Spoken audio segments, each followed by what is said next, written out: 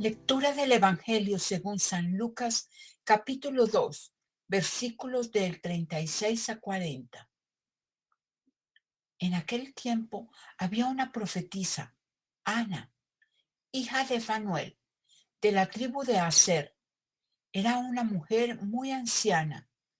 De joven había vivido 7 años casada y tenía ya 84 años de edad. No se apartaba del templo ni de día ni de noche, sirviendo a Dios con ayunos y oraciones. Cuando José y María entraban en el templo para la presentación del niño, se acercó Ana, dando gracias a Dios, hablando del niño a todos los que aguardaban la liberación de Israel. Una vez que José y María cumplieron todo lo que le prescribía la ley del Señor, se volvieron a Galilea, a su ciudad de Nazaret. El niño iba creciendo y fortaleciéndose. Se llenaba de sabiduría y la gracia de Dios estaba con él. Palabra de Dios. Espíritu Santo, ayúdanos a consagrar nuestra vida a tu servicio con alegría. Muy buenos días a todos. Vamos a reflexionar en el Evangelio de hoy de una profetisa. Su nombre es Ana. Esta parte del Evangelio es complementaria con la que leímos ayer. Los padres de Jesús presentan a su niño en el templo. Les voy a hacer un resumen. Cumplen así lo prescrito por la ley de Moisés. Es interesante que además de Esteban, Juan, los inocentes, el anciano Simeón, los pastores, los magos y sobre todo José y María, ahora en este evangelio es una buena mujer, sencilla, de pueblo, que desde hace tantos años sirve en el templo y que ha sabido reconocer la presencia del Mesías y dar gracias a Dios. Y después habla del niño a todos los que lo quieren escuchar. En la primera parte de la lectura de hoy se centra en una viuda, Ana, anciana de 84 años, que no se apartaba del templo día y noche, sirviendo a Dios con ayunos y oraciones. Es la descripción de una persona entregada a Dios por su vida. Una vida exigente, austera, como corresponde a una profetisa que vive de forma decidida la ley del Señor, esperando el gran acontecimiento de la llegada del Mesías. Curiosamente, el Evangelio nos transmite datos concretos sobre ella.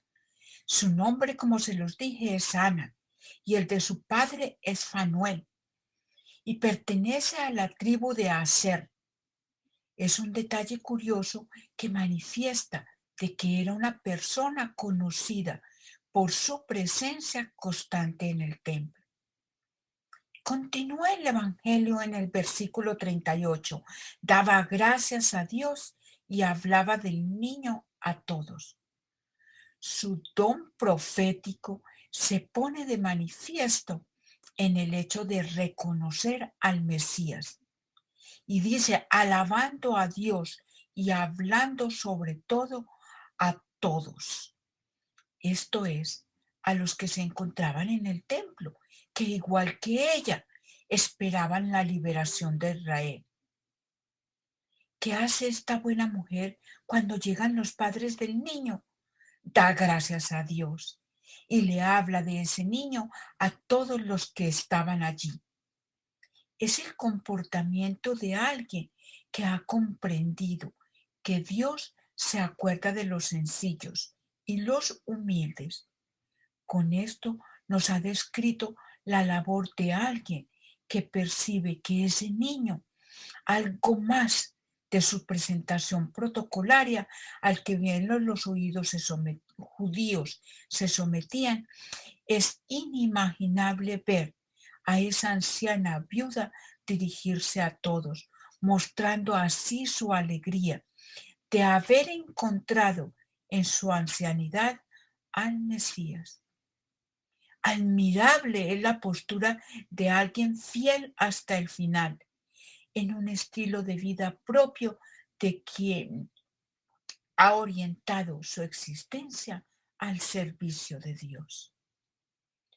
Lo que nos cuentan los evangelios de este periodo de la infancia de Jesús, mm, se nos narra que él estaba sometido a sus padres. Lo vemos en el versículo más adelante. A sus padres, que progresaba en sabiduría, en estatura y en gracia ante Dios y los hombres.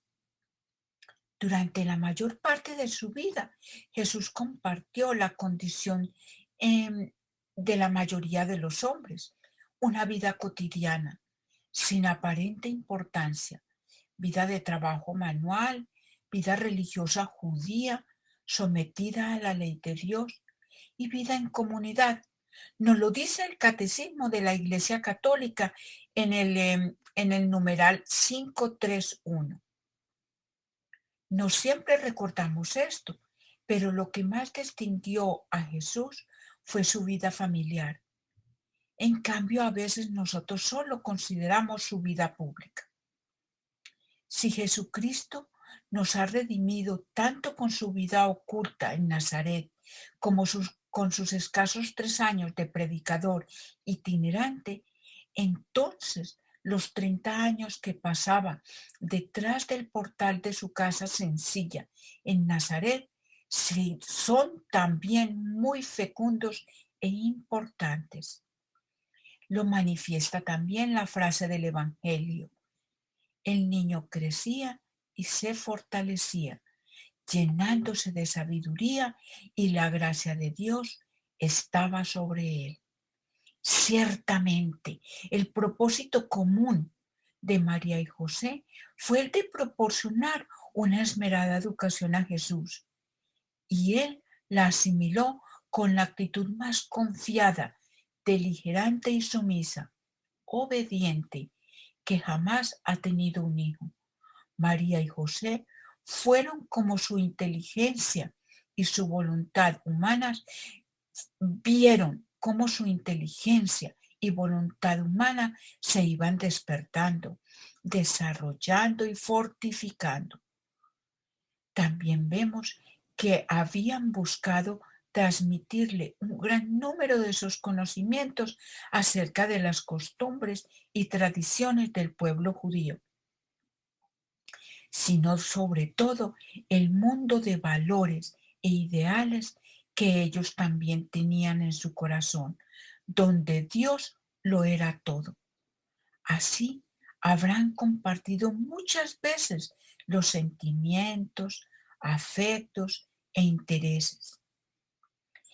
Es esa la mayor riqueza que la vida en familia encierra.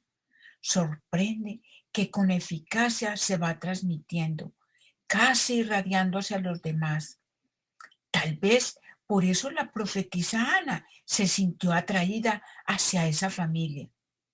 Es hermoso pensar que la Virgen María en persona le había contado seguramente a Lucas todos estos detalles acerca de la niñez de Jesús. ¿Quién más sino ella podría haber hecho esto?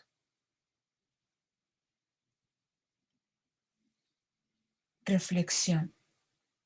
El Evangelio nos propone la lección de esta buena mujer, Ana, que esperada confiaba la salvación de Dios, y lo alcanzaron a celebrar gozosamente. Es la representante de tantas personas que desde su vida de cada día sirven a Dios y siguen el camino de Jesús. Y sin demasiada cultura probablemente, saben discernir los signos de los tiempos y se dan cuenta, más que los sabios, de la presencia de Dios en sus vidas. En el seno de una familia, cuánto bien pueden hacer los abuelitos, los padres, los hermanos y los familiares, comunicando actitudes de fe y fidelidad a Dios. Cuánto bien pueden hacer en el círculo de los amigos un joven, una joven, que no se esconde su fe y su honradez sin caer en la esclavitud de los criterios del mundo contrarios a Cristo y sobre todo las religiosos y religiosas con los 3 votos de castidad, pobreza y obediencia, con los que optan por una vida de seguimiento de Cristo y luchan contra las apetencias de este mundo. ¿Y tú y yo qué hacemos?